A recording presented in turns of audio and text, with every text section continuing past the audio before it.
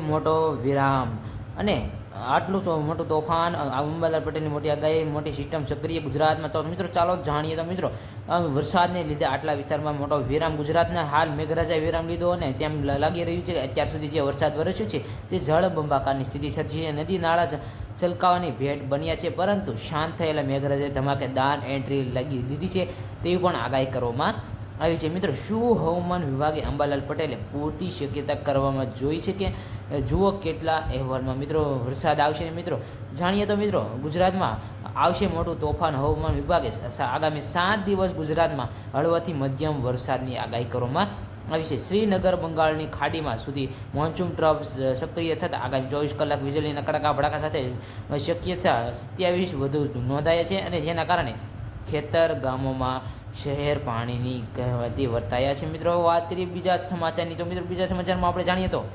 અંબાલાલ પટેલની મોટી આગાહી. જાણીતા હવામાન નિષ્ણાત અંબાલાલ પટેલે 1 થી 3 ઓગસ્ટ દરમિયાન ગુજરાતના રાજ્યના વિવિધ વિસ્તારોમાં ભારે વરસાદની આગાહી, ખાસ કરીને દક્ષિણ ગુજરાતમાં સૌરાષ્ટ્ર કેટલાક ભાગોમાં મધ્યમથી વધારે વરસાદની શક્યતા છે, અને 6 થી 10 ઓગસ્ટ દરમિયાન સૌરાષ્ટ્રના મધ્ય દક્ષિણ ગુજરાતમાં સામાન્યથી વધારે વરસાદની શક્યતા રહેવાની છે. મિત્રોને ચોંકાવનારી આગાહી છે કે અંતિમ સપ્તાહ સુધી વૈશ્વિક સ્તરે હવામાન નિષ્ણાત અંબાલાલ પટેલે મોટી આગાહી કરવામાં આવી છે અને સિસ્ટમ પણ બનવામાં પામી છે. મિત્રો અને આગામી 7 દિવસમાં પણ વરસાદ ધોધમાર આવશે તેવી પણ સંભાવના દર્શાવવામાં આવી છે. મિત્રો વાત કરીએ ત્રીજા સમાચારની. ગુજરાતમાં મોટી સિસ્ટમ સક્રિય.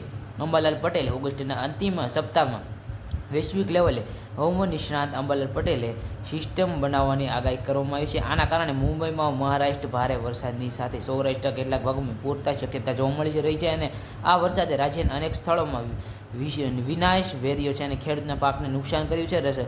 રસ્તા પાણી ભરાયા છે અને જનજીવન અસ્તવ્યસ્ત થયું છે, અને આગામી દિવસોમાં વરસાદની પણ જોર ઘટે તેવી પણ આશા કરવામાં આવી છે. મિત્રો વિડીયો સારી આપણી પોતાની ચેનલ ટેકનિક ગુજરાતી સબસ્ક્રાઈબ કરો. જય હિન્દ, જય ભારત, નમસ્કાર.